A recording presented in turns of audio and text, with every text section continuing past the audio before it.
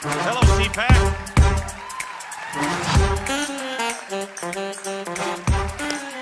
How are you? Welcome to Texas. Thank you. Thank you very much. Thank you. Please, thank you. We have a lot to go through tonight. This is going to be fun. By the way, my pronouns are exactly what they've always been. I got up this morning, and as Matt will tell you, last night we spoke, and he said, "Have you written your speech yet?" And I went, "Nah." I don't usually write speeches. I just go with what I'm feeling at the time. And this morning, I got up grumpy. So this speech has a little grumpiness to it because I am sick and tired of the lies that are constantly coming at us. I am tired of it. I think you are too. So we're gonna set the record straight. And I brought a lot of stuff from our vaults at Mercury. I have a charity called Mercury One. We do a lot of humanitarian care. We have moved, fed, and sheltered over 100,000 Christians and Yazidis in the Middle East. One of the other things we do, and you will understand this in the coming months, we are beginning to teach history, where Dennis Prager has done such a great job. He's getting people to look at the issues with experts. We are collecting all of the documents, all of the pieces of history, so we can show you in their own words, this is exactly what happened. We have now over 120,000 founding documents. We are only surpassed by the National Archives and the Library of Congress.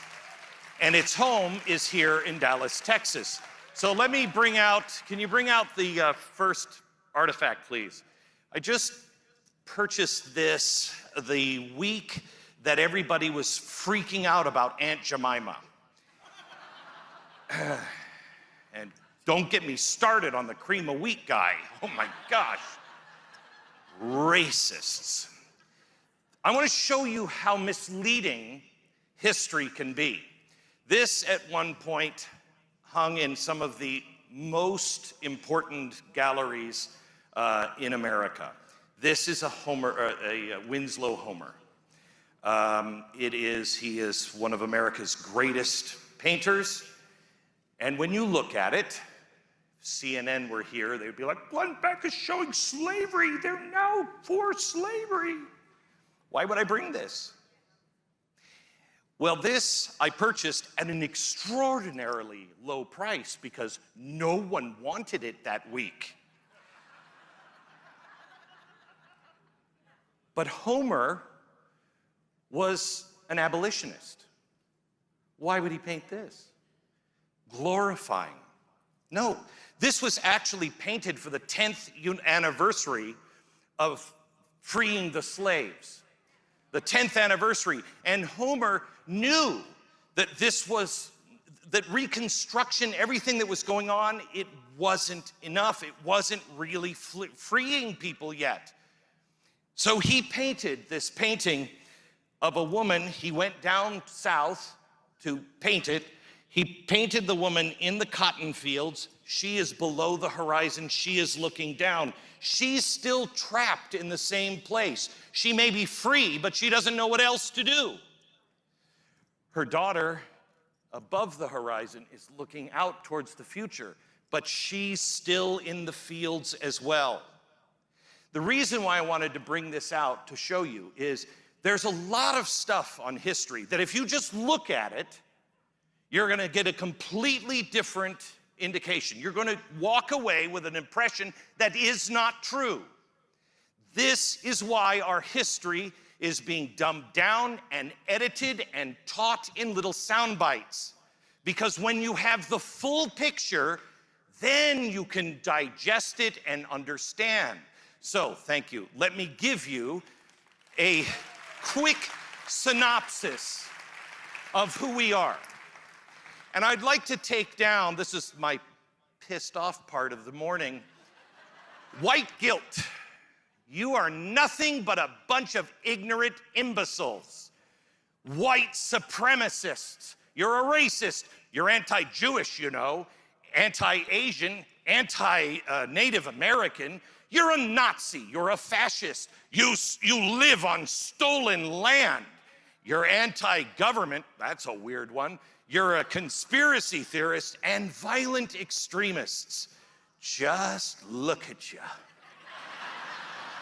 I see you over there. Yeah, I know, you look like a sweet grandmother, but I know you're packing heat and you'd cut them down.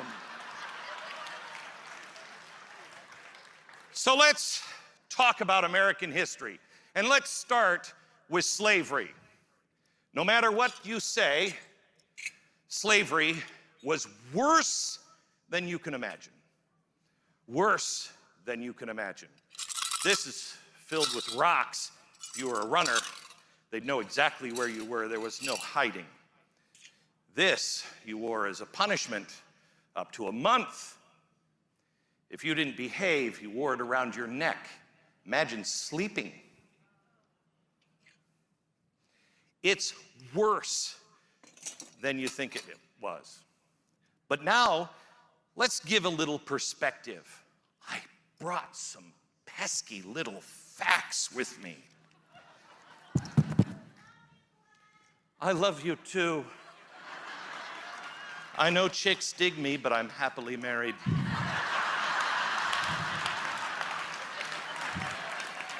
It happens to me everywhere I go. Oh, yes. And I smell like a Hostess Twinkie. Slavery and racism have affected every single nation on the planet. Prior to the arrival of any European in America. Fact number one, 20 to 40% of indigenous people were enslaved by other indigenous people, placing them on par with the slave empires of ancient Rome or Greece. That's a fact. Suck it, CNN. During the transatlantic slave trade from 1501 to 1875, 12.7 million Americans or Africans were involuntarily enslaved, carried from Africa to other parts of the world. Of these other parts of the world, approximately 5.8 million slaves were Portuguese holdings. They went to Portugal in Portuguese holdings. 26% of the slaves went to English, 11% French, 8% went to Spanish holdings, 4% to Dutch. Only 2.4% of the enslaved Africans were brought to the United States.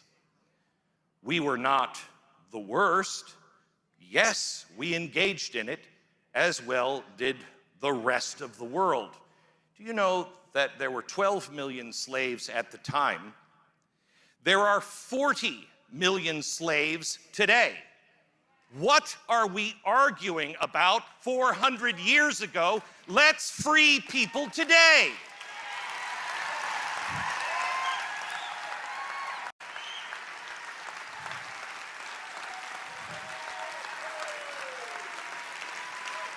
By the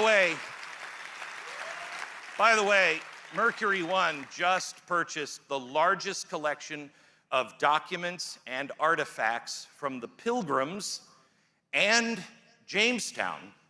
It's the largest collection in the world. Oh, 1619 Project, we're coming for you.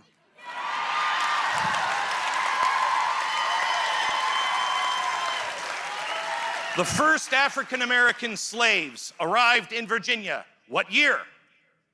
1619. Let's reimagine history. Or not. They were not slaves, they were indentured servants. You can argue back and forth, slavery, indentured servants, it can be horrible, yada, yada, yada, but let's be accurate. Because they say that that is the first time that slaves came here in America, and actually it's not true. The second slave ship to arrive, anybody know where it arrived? Plymouth. Yes, Plymouth, 1646. What happened to that slave ship? Oh, yeah, no, they didn't send them back. No, they did not send them back. What they did is they freed all the slaves, and the slave owners and the slave ship captain they put in jail for human stealing. That was America. That is the Pilgrims. You can say we started in Jamestown. A lot of people want to have that argument. We didn't start in Jamestown. We don't have a Thanksgiving where we celebrate those people that actually turned into cannibals. We did not celebrate those. We celebrate Massachusetts and the Pilgrims in Plymouth who were anti-slavery the whole time. By the way, the first documented slave in America, does anybody know who it was? First documented slave happened in Virginia, and it happened in 1653. And the owner was Anthony Johnson. He had somebody who was an indentured servant. It means they paid for your way over, and then you work off that debt and you go free. Well, he didn't think that guy worked hard enough. And so he went to court, and he convinced a court in Virginia that that man didn't work hard enough, and I should own him for the rest of his life. That is the first slave in America. It was an African-American slave. The funny thing is, Anthony Johnson was also an African-American. The first official black slave was owned by a black man. Because early slave laws in America allowed the ownership of whites in addition to black and Indian slaves, whites were also enslaved in the United States.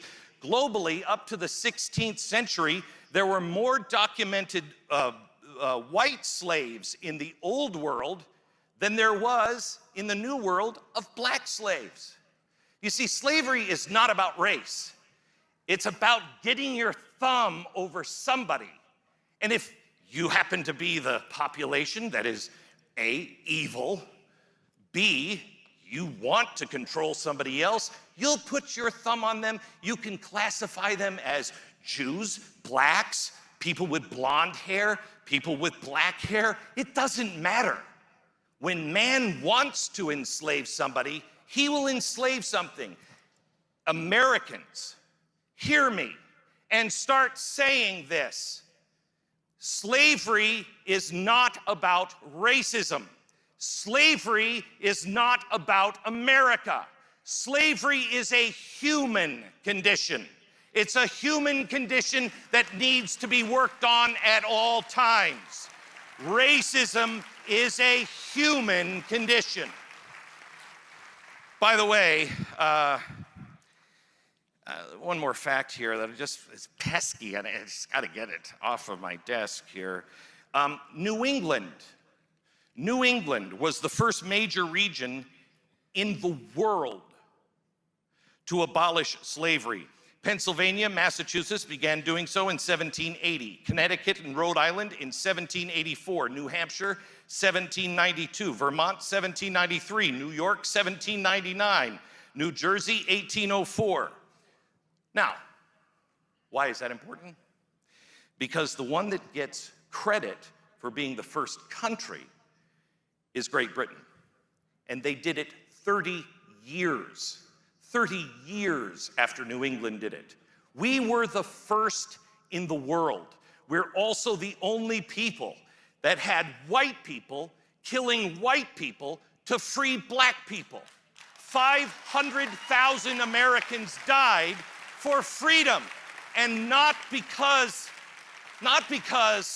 anybody felt anything personal. Maybe they did, but the people who fought and died, they believed in a higher ideal. They believed, even though it was very complex at the time because it was a new thought, that all men are created equal. That's why we fought and died. That's why we carry on today. That's what the Republican Party should be all about today. We all are created equal and endowed by our Creator with certain inalienable rights. Stand for those rights. That is our unum. That will unite us.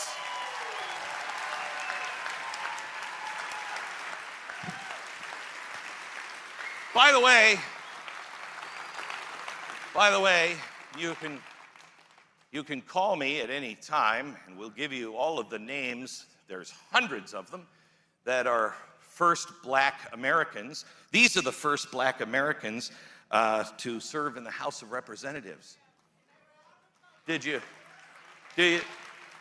you taught this in school? Because I wasn't taught any of these names in school. I wonder why. Oh, we'll get to that. The other thing is, you know, we all just worship these white founders, and these white founders are just, oh my gosh, they're white. They were rich. They only cared about themselves. How could Thomas Jefferson write all men are created equal when he knew that blacks were being enslaved? Well, this is an engraving from 1826. This is the copy, Jefferson's own hand, the first draft of the Declaration of Independence. It is quite something. If you've never heard me talk about this, buckle up. You're in for a surprise.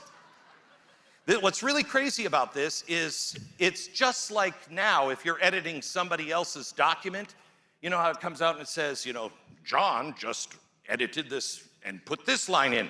That's what this says, except it's in quill pen. Here it says B. Franklin, and it shows what he changed in his own handwriting. This is J. Adams and what he changed. What struck me about this was in the usurpations part.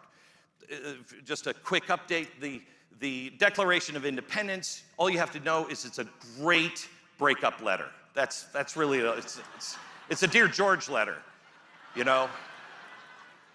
You leave your underpants around. It's really not me, it is you. So that's the first thing, but we did something different. We started it with, look, you don't even know who we are. We believe in something entirely different than you. So we start with that. We hold these truths to be self-evident. This is our mission statement.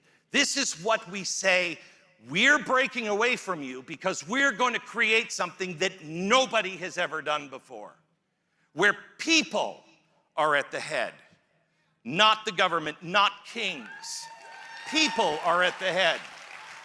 And we believe that they have a right to succeed, keep their success, and fail, and learn from that failure. So the next section, after the breakup and then saying, you don't really know us, here's who we are, you never talk, we never call, you don't call us. Then we get to the usurpation part of the Declaration of Independence. And the usurpation part is and here's why you suck. And it's mainly everyone is just about one line. But when I first purchased this, I was looking at it upside down, and I was using it for something else. And I looked down, and Stu, my partner on the radio, said,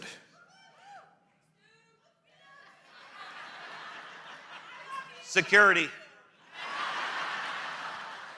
So Stu said to me, thinking that I would have an answer, which of course I did. He said, "Why are these two words down there capitalized?" And I was like, I don't know, it's upside down. That first word that is printed is Christian, and it's underlined. And the other one is men. And it's the only word in 4 pages that's capitalized. Why? So as they were saying 10, 9, 8, I said, oh my gosh. This is Jefferson. Remember, the guy who's an evil slave owner. This is Jefferson, and he writes in here an entire paragraph about slavery. And he says, and then this so-called capitalized, underlined, Christian king violates the most sacred of man's rights by taking people who have never offended him.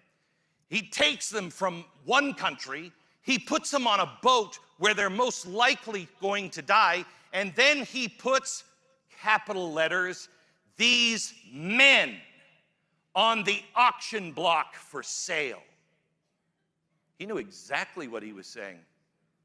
He capitalized men because, as you know, it was controversial to say, you were a man.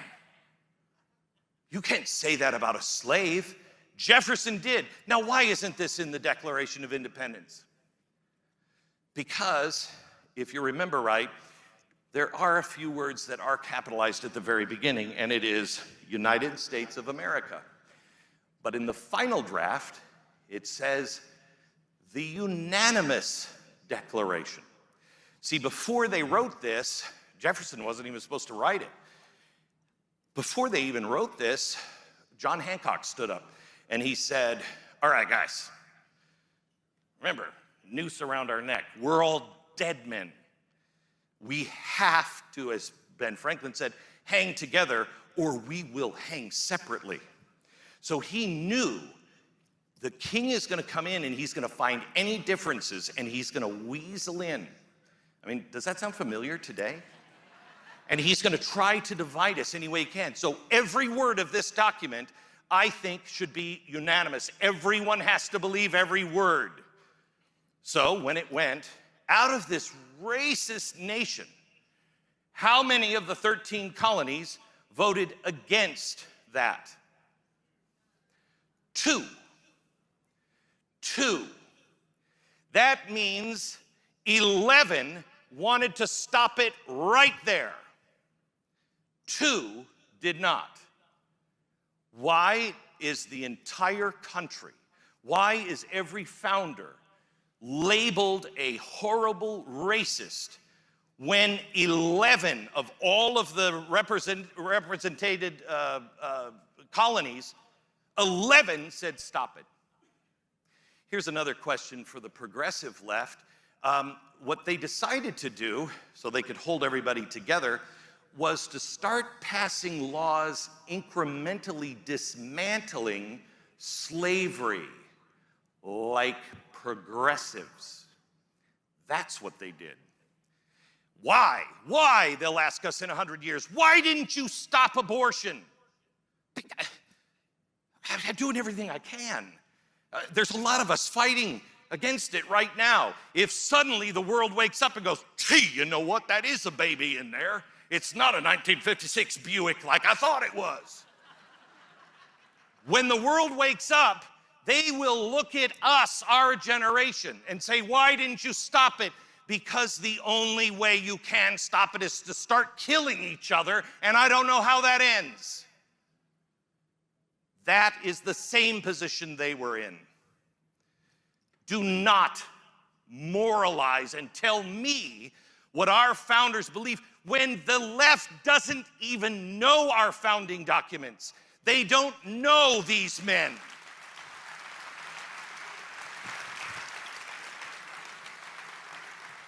Ignorance. White supremacy. Oh, I haven't even started yet. Let me define for the left who the Klan is. This is one of the earliest Klan hoods we can find. You know what the Klan was? Yes, it was the enforcement arm of the Democratic Party, kind of like Antifa. That is what it was. It wasn't a group of people like, you know what? I don't have a political stake in this at all. I don't care who you vote for. It was Democrats. They started the Klan, they furthered the Klan, and they're still lying about it today.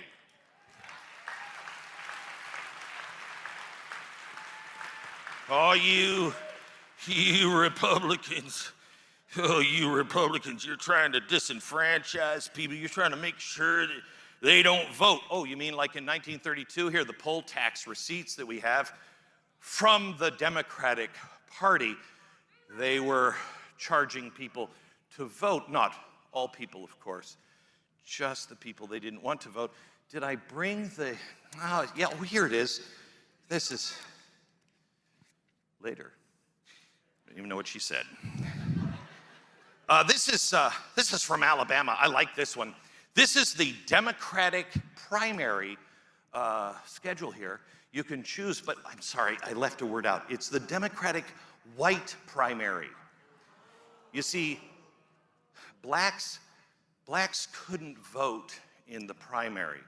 So, you know, if you wanted a black person on there, you should have said something, but you couldn't. So we're just gonna have all these white people on here, and only white people can vote in the primary. This was not Republican. This was the Democrats. And the Democrats have not changed their spots. How do I know? Well, let's look at some of their heroes, shall we? This is Origin of the Species. This is Charles Darwin. Anybody know the full name of the book, Origin of Species? Another surprise. Origin of the species by means of natural selection, or the preservation of favored races in the struggle for life. Oh. Well, I always knew that most of my conservative friends found Charles Darwin to be wrong, if not evil. I didn't read the "or" part of the title.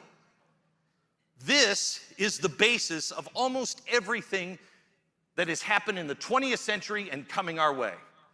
This codified, this gave people like the Klan the proof. See, science says it. Science says that they've got, where have we heard that before? Gee, believe science. Science tells us. No. This was codified. And let me just go to another one of their heroes. This is a great series of the history of the American people. It's a multiple volume set. My favorite is this one, which is volume 4. I'm ignorant, so I only look at the pictures. This is amazing. This is a history of the United States. Doesn't include a single black hero. Not one. Not one. In the entire history of the United States. It's crazy. And in fact, you know, it has a picture. Where's the camera? Can you pick this up? Look at how they define. My gosh, you've let yourself go to hell, Glenn. Zoom in a little closer, can't you? Good God, put the fork down from time to time. Can you come in closer? Not that one. Let's get a side shot of him. Good God, man. I'm not doing this for you ever again. Okay, you can't see it, but this is how black people are depicted, and they're depicted in every single picture as half man, half monkey. Author, Woodrow Wilson. I love you. Woodrow, oh, by the way, did you read that 35% or 36% of Americans, only 36% of Americans, think that Joe Biden is actually in charge? You know, I wondered if the Democrats, were part of that. They were like, I don't think he was in charge. But that would be a conspiracy theory. Of course, unless you read My Memoir by Edith Bowling Wilson, because she actually ran the White House and the president for the last 18 months of Woodrow Wilson's life, because he was president, had a stroke, and was like, she like, sign this, honey. They've done it before. Am I gonna get canceled?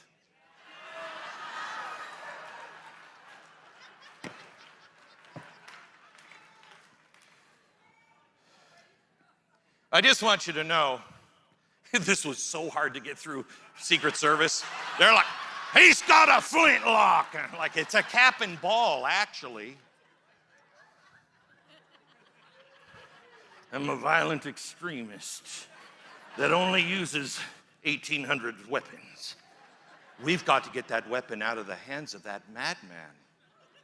Well, it would be the second time somebody did that. This is one of the only 7 guns that are in private hands, the guns that were taken from the Native Americans by the United States government at Wounded Knee. By the way, look this up. Fun fact. Did you know the most decorated event in all of U.S. military history? I mean, forget about, I don't know where they were, Pearl Harbor or someplace in the flag. Forget about all that stuff. I know. There's Marines in the building. Yes, sir. Got it. So, forget about all that. Forget about World War II. Forget about all of the heroics. More people received a Congressional Medal of Honor at Wounded Knee than any other battle in American history. Isn't that weird? In fact, everyone received a medal. Everyone that was there got a Congressional Medal of Honor. You know why? It was bribery. The government took arms from peaceful people in the middle of the night. When the locals had it down, somebody from the government came out in the middle of the night and said, "You left those savages with weapons?" "No, they're going to give it to us in the morning. Everything is fine. You go down there and get them before they kill us all." They went down. Somebody panicked in the middle of the night. Could be us, our side. Could be the Native Americans. We don't know. But it was a slaughter. And it is disgraceful. The Congressional Medal of Honor winners should band together and reject every single one. Those guys are dead. Reject every single medal and restore the honor to the Congressional Medal of Honor.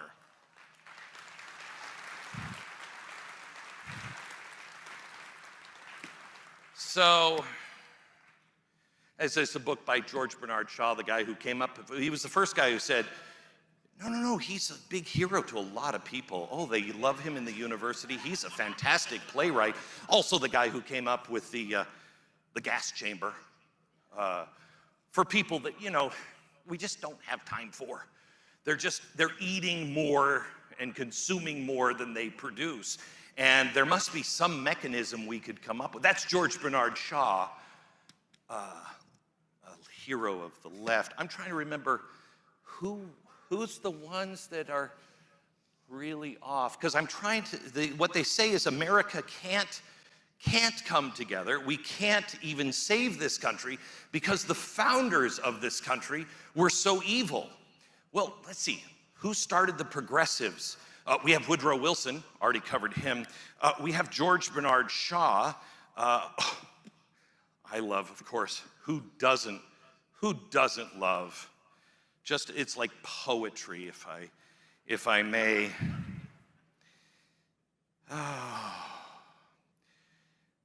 From pivot of civilization, it's not hard to envision an ideal world where we have an IQ patrol task force, so to speak, of specialists who carry out search and destroy missions. Go to houses when you see the most children.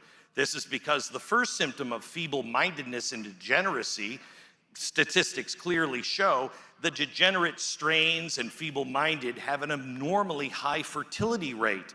Don't be fooled by their family normal appearance. Who doesn't love a little Margaret Sanger in the morning? Let's see, so she was there at the progressive era. I'm just seeing a theme here. We had Woodrow Wilson, we had George Bernard Shaw. Oh, and I love this. This is just a collection of people. The Dean of the College of Law for USC, the chair of the Executive Council at Caltech, Harvard poli-sci professors, and two other professors from Berkeley. They put something together called the Human Betterment Foundation. I just want to tell you a little about the Human Betterment Foundation. At Stanford, they had this crazy group of people who said, you know what, Margaret Sanger's right. And that George Bernard Shaw guy, he's got it going down too. And we should take some of those progressive ideas and share them.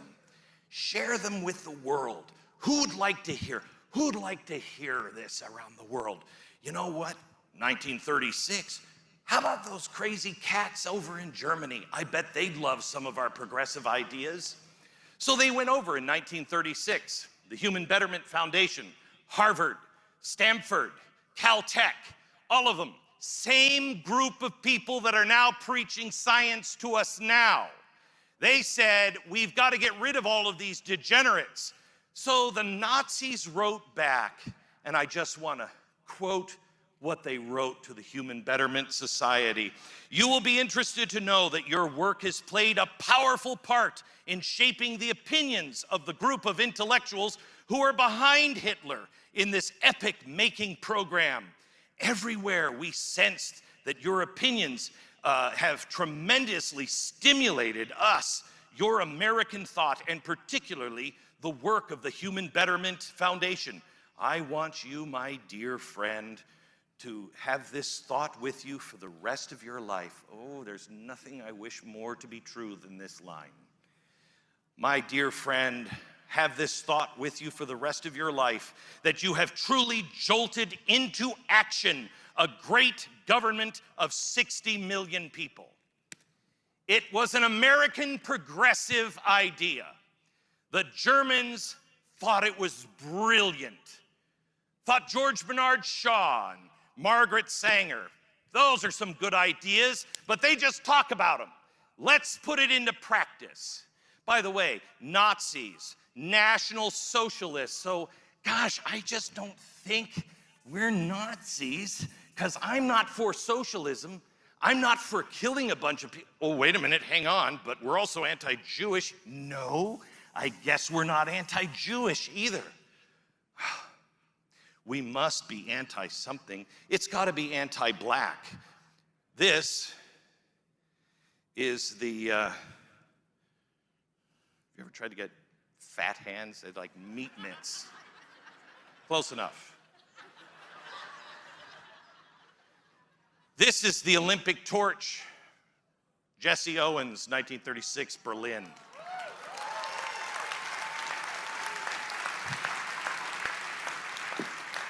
We all know the story of Jesse Owens. The man was incredible.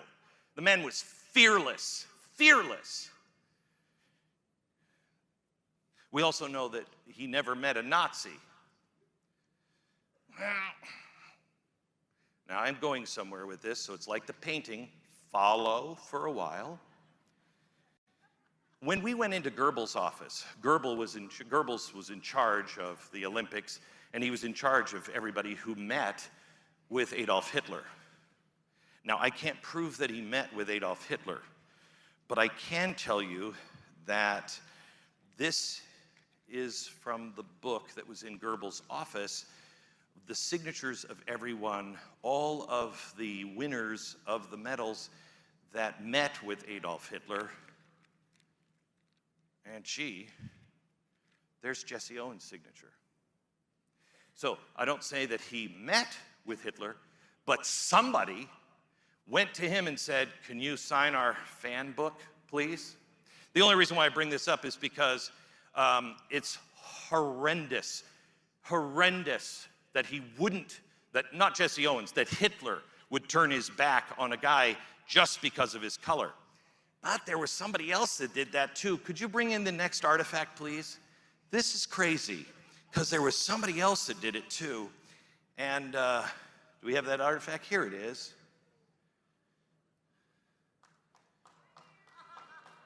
This is my daughter, Mary.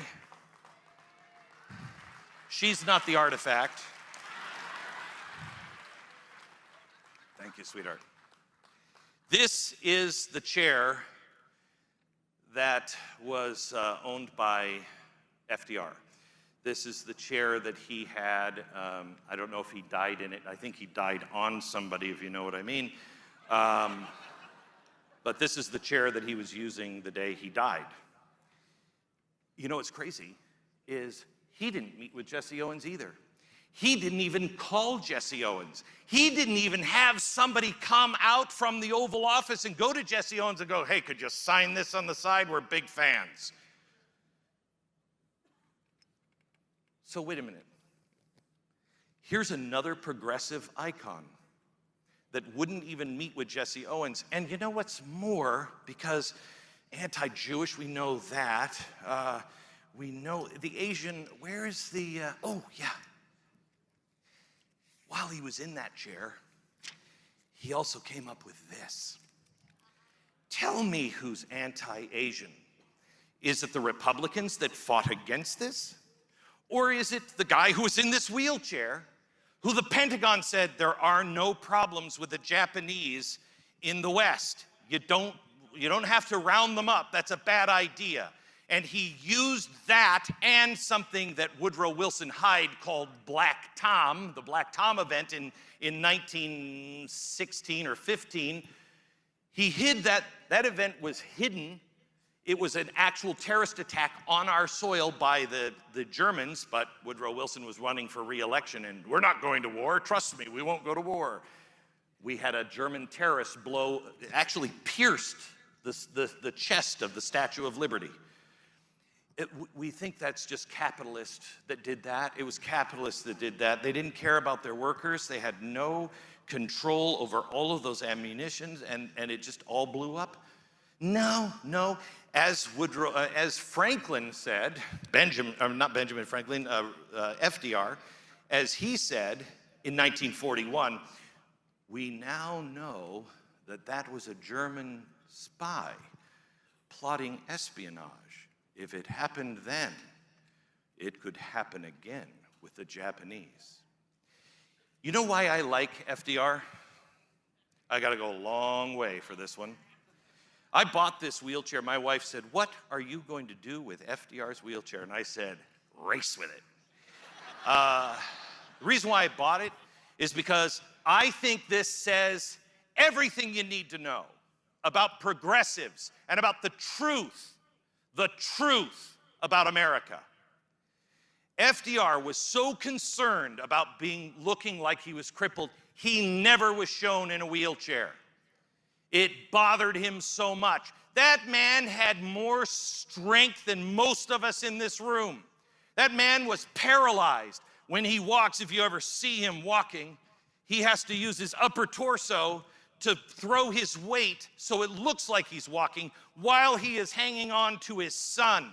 When he stood before Congress and said, December 7th, 1941, that man was holding himself up, the strength of his arms, and he didn't sound winded, he didn't sound weak. While the fascists and the communists and the people over in Germany were devaluing life, like Margaret Sanger, and they were saying these are undesirables, he made sure that he didn't look like an undesirable. But it was an undesirable American that we all voted for. It was an undesirable American that stomped the fascist into the ground. It was an American in a wheelchair. While they were saying there's no value in somebody in a wheelchair, how ironic that he believed that, and yet he defeated them. The truth about America is, I think this chair says more about FDR than anything else.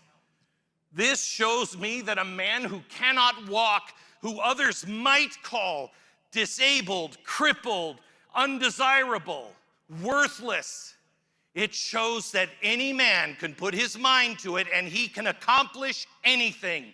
That is the principle of this country. That's what we fight for, not hide.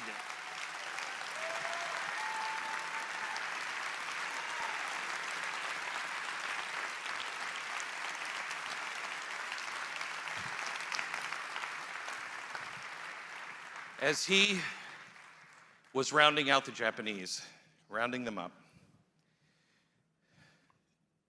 There was a tremendous American, born here in America. Her name was Rito Soto. She was of Japanese descent. These were her shoes. I was given a box of her belongings by her grandchildren right after she died. In it are the things that she kept from the concentration camp that she was put in Wyoming. She was a tremendous artist. She had a big art show at a gallery right at the Presidio, which it's not this one. Yeah, it is, Presidio of San Francisco, California. She had a big art show there when she read this document posted. And she had to go and take all of her stuff and her family and get onto a bus, and she went to a horse stall for 6 months in California, where her and her family lived in one horse stall. Then they got the treat of going to Wyoming in the middle of the winter, where the slats on the cabins had holes this large all the way across. The wind was blowing through. You know what she did? She went to the commandant of that camp and she asked for crayons and paper because she was an artist and she wanted to give the kids something to do.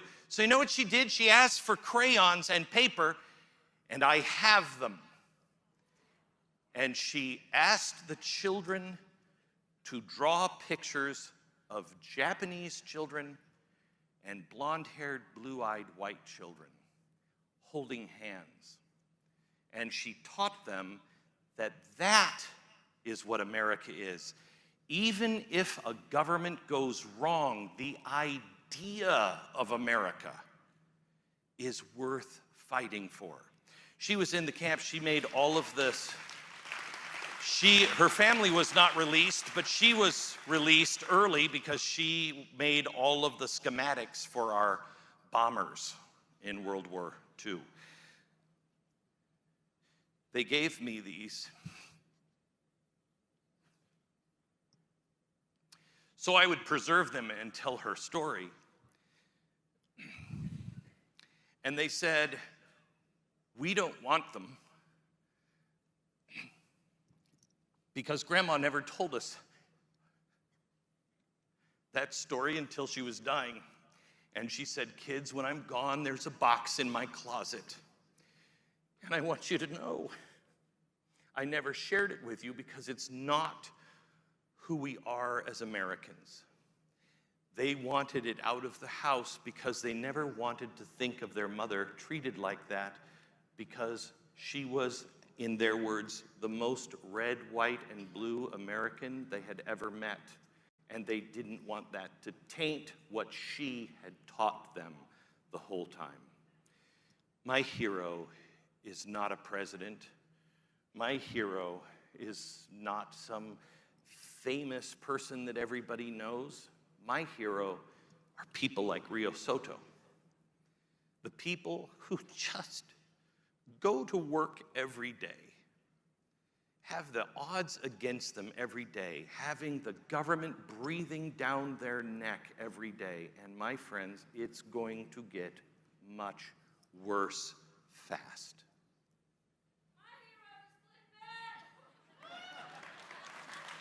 Buy me a drink first. My heroes are people like this man. He was a colonel in the armed forces. He actually saved Lincoln's life the first time. This is before we had Secret Service. He was the guy who said, "Hey, you got to get onto a train. We got to get you to Washington another way because they're going to kill you on the train in the morning." So he was a hero. He arranged for that transportation and got him there safely. Then he was a Union soldier, but he refused to hate the South, and that was a sin. You have to hate your enemy. He said, "They're Americans just like me. I just disagree with them. I'll fight them, because I believe they are wrong, but I'm not going to hate them. Well, that wasn't good enough. You had to hate them. The government set up a bogus charge, charged him with something that he wasn't even at a battle that was lost. He was like, I wasn't even there. They didn't care about the evidence. They didn't call any witnesses. In fact, they tried him in Congress, and they just kept holding back on the trial. We'll get to that in a little while. He was just held in prison. Lincoln found out about it 6 months into his prison, and he said, this man and everybody else you're holding, you charge them or you let them go. Well, they knew better than the president, so they didn't let him go. 6 months after that, Lincoln found out that he was still in prison and said, let him go. Well, he was so destroyed because he had been canceled and smeared in all the press that he couldn't find a job at all in America, so he went overseas. He went overseas to Egypt, and he worked for the French, and he helped build different things. He was in the French Foreign Legion. He was distinguished, and he thought 10 years later he'd come back to America because surely they had forgotten about him. He comes back, he still can't find a job. One day, he's in his house, and there's a knock on his door. He opens the door, and there are 2 soldiers. Are you Charles Pomeroy Stone? Yes. You were working with the French, weren't you? Yes. So you can read French? Yes. Look, we just got a box of stuff, and they dumped it off into New York, and there's no instructions or anything. We just need to, it's all in French. Can you help us assemble that? Well, it was a gift from France. It was called the Statue of Liberty. This is the purchase order for all of the stones for the base of the Statue of Liberty. This man was betrayed by his country. He was lied about. He was canceled. He never fought back in anger. He stood. And when his country said, will you help for something honorable, he did it. Not because he believed in the men in office, but because he believed in the principles of this country. He knew what liberty stood for. If anybody wants to know, we believe, and this is a new concept in the world, God comes first. He gives those rights that he only holds. He gives them to men, and men lend them to the government so they can protect those rights. It is not the government that is in charge. It is God that is in charge, and we work for him.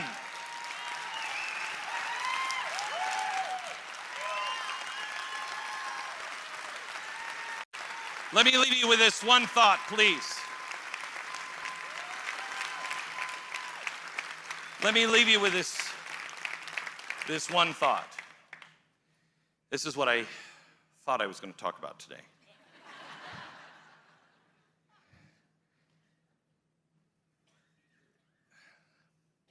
We are not conspiracy theorists. There's a difference between conspiracy theory and conspiracy fact. And this is a book written by Stuart Chase. I know I'm late, I'll go fast. Written by Stuart Chase. It's called The Road We Are Traveling. And Stuart Chase is the guy who came up with the phrase, the New Deal. It was big in the FDR administration. He said, now that the war is coming to an end, we've put some things into place, and some people would call it a dictatorship, some people would call it fascism, but we know that those are wrong now because at the beginning of the war, everybody thought fascism was neat, communism was neat. Can't believe people still believe communism is neat.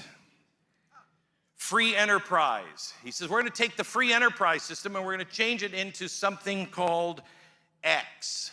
because we don't have a name for it. And any name we give it will just be confusing. But here's what it will look like. A strong centralized government, an executive arm that grows at the expense of the legislature, judicial arms, the control of banking, credit, and security exchanges by the government. By the way, did you read that the government now wants to take over all credit scores? Forget those pesky little companies that do it for you now. The government will do it, and they're trustworthy. Gee, what do you think my ESG score will be? The underwriting of employment by the government, the underwriting of Social Security, the underwriting of food, housing, medical care by the government, the use of deficit spending technique to finance those underwritings. The annual balanced budget has lost its old-timey sanctity, he wrote. The abandonment of gold in favor of managed currencies, the control of foreign trade by the government with increasing emphasis on bilateral agreements and barter deals, the control of natural resources, the control of transportation, railway, highway, waterways, control of agricultural production, the control of labor organizations, heavy taxation. It's all here. It's not a conspiracy. Now, I'm not saying that this is what they're doing right now. I am telling you that the Great Reset is what they're doing, and it is out in the open. And don't believe me, do not go to, even my site, do not go to me for the answers. Go to the worldeconomicforum.org and read it for yourself. This is what's happening, and it is a door that is closing quickly, quickly. They do not believe in the, well, I hate to say it because it's such a conspiracy theory, unless you read it from Cass Sunstein, who is one of the main architects of the second Bill of Rights, FDR's unfinished revolution, and why we need it now more than ever, a perversion of the Bill of Rights. I don't know if you heard, but this last week, the National Archives came out with their study, and they said that we went into the National Archives and we looked, and that whole first floor, when you walk in, it's nothing but the Bill of Rights and the Declaration of Independence. Well, that was written by racist white people. And we need some action taken there at the National Archives. Luckily for us, they've suggested the way to solve this issue is through interpretive dance. I'm buying a leotard tonight. Gonna be a dance-off in the Capitol. We will win if we care about the other person who we do not know, maybe don't like, maybe are against, and we see their rights being violated, and we stand for them. Because they lose their rights, we lose our rights. Stand for the Bill of Rights. Stand for the Constitution and the greatest mission statement of all time. Thank you. Good night.